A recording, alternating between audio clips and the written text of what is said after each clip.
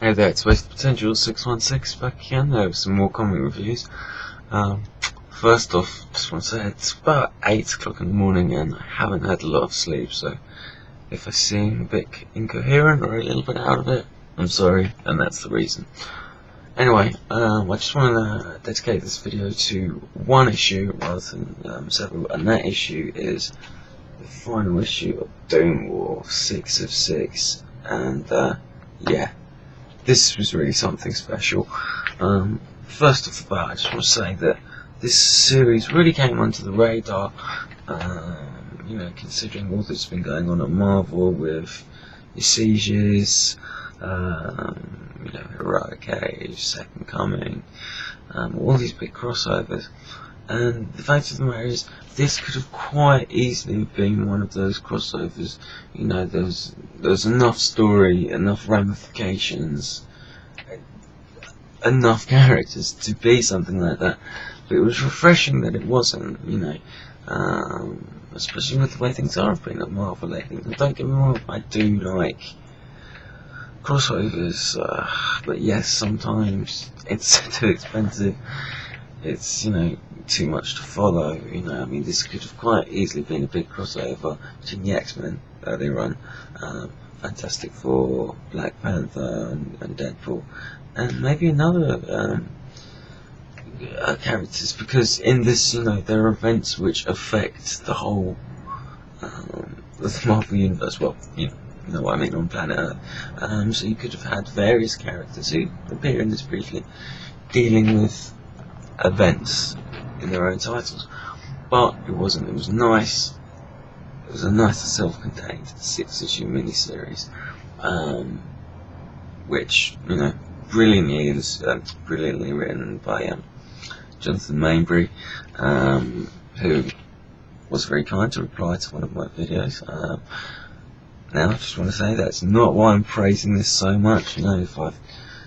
If I didn't like it, I'd bloody say, but no, this was brilliant. And also, brilliantly illustrated by Eaton, what's his last name?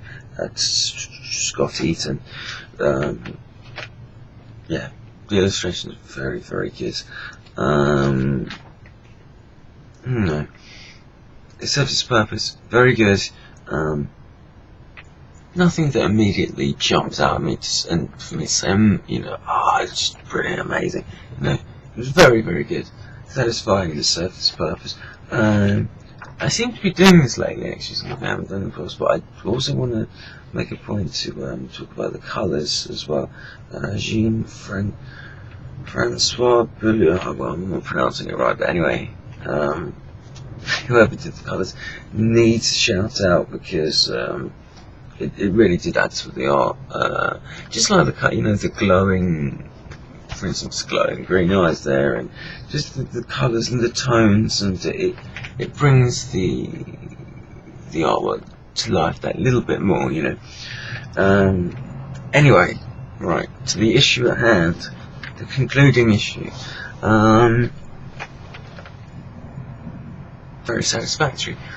Some people aren't going to like it, I think. The conclusion was not the conclusion I was expecting. It turns out to be a battle of minds rather than this big war that it seemed to be leading up to. And that took me by surprise, and it kind of seemed to end quite abruptly, but mainly because it was by surprise. But just on a reread and just looking at it again, it makes sense, and it's once again it's quite a refreshing ending, didn't expect it. I don't want to spoil the ending, so I can't really go into that much, but yeah, it turns out to be a battle of wits, and between Doctor Doom and T'Challa, the former Black Panther, and yeah, it's good stuff. End up having big ramifications for Wakanda and the Black Panther, and T'Challa, the former Black Panther. So I just hope that the ramifications are going to be carried on in other titles, or or mentioned, or you know, sometimes you get these sort of things happen in the Marvel universe, and they're not touched upon later. Not always, the majority of the time it is, but yeah, there's some big stuff. I mean, if you're a Black Panther fan, and you know, you need to have been getting this, or get the trade now. But yeah, this was great. One of the other things I really liked as well, I've said this in the past, I'm a big Doctor Doom fan. Sometimes he's not written very well, but when he is, boy, he's a great character, and in this he's written brilliantly. You know, it's just grand, powerful, intelligent, arrogant, powerful guy, leader, who doesn't really believe he's a villain, but he's aware of the villainous things he does, but they're justified in his mind. And yeah, just really good stuff. And also the way it's written, there's a lot going on, but it's not overly complicated. And I found this issue, despite sort of the little time jumps here and there, you know, where it says not time travel, but where it's like now and then 24 hours ago and that sort of thing, wasn't confusing at all. Just quite straightforward. And as I say, there's a nice healthy amount of dialogue here, but it's not too wordy. There's a nice balance, which is quite hard to find in comic books these days, you know. Sometimes you're bogged down with too much text, but more of the time you're like, I've just read that comic, you know.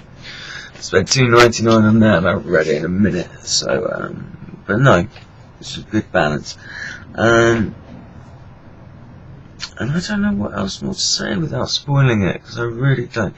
I really feel that, you know, if you haven't been picking this up, get the trade. It's really good. It's a very refreshing title.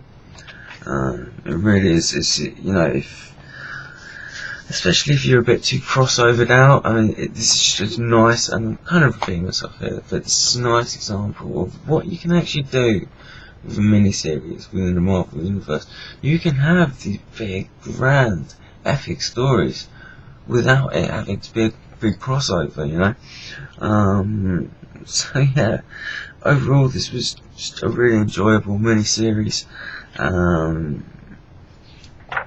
You know, it's going to work well in the trade, but it works well as single issues as well. You know, you can read some books and you're like, yeah, well, if this is going to be good in trade, you know, sometimes they're written specifically for that, and you can tell, you know. But this worked as in, you know, individual issues as well, because each issue is nicely packed, you know. So yeah, it was good. Also, very quickly, there's some ramifications for Doctor Doom and Latveria. Also in monetary matters, and I'll be interested to know whether that's going to be carried on in other titles where it comes to Doctor Doom. Because, you know, I've noticed sometimes stuff will happen to Doctor Doom and it'll be kind of forgotten about. I'm not just saying this, but I mean, recently, well, not that recently, but Mark Millar's run for Fantastic Four, you know, some stuff happened with Doctor Doom that, and it was kind of seemingly forgotten about when Doctor Doom was seen again, you know, in Siege, Dark Reign and whatnot. Just all that stuff in Fantastic Four is kind of forgotten about, but maybe Hickman will deal with that in, you know, it's Fantastic Four, right? We know Doom's going to play a bigger role soon, so. Anyway, back to this. This was really good. A lot of fun. Very well written. Mayberry, top job. Really good stuff. So yeah, I recommend this. Try and get the issues, but if not, wait for trade. This is well worth it. Okay, see you later guys, bye. Ooh, there we go. Bye.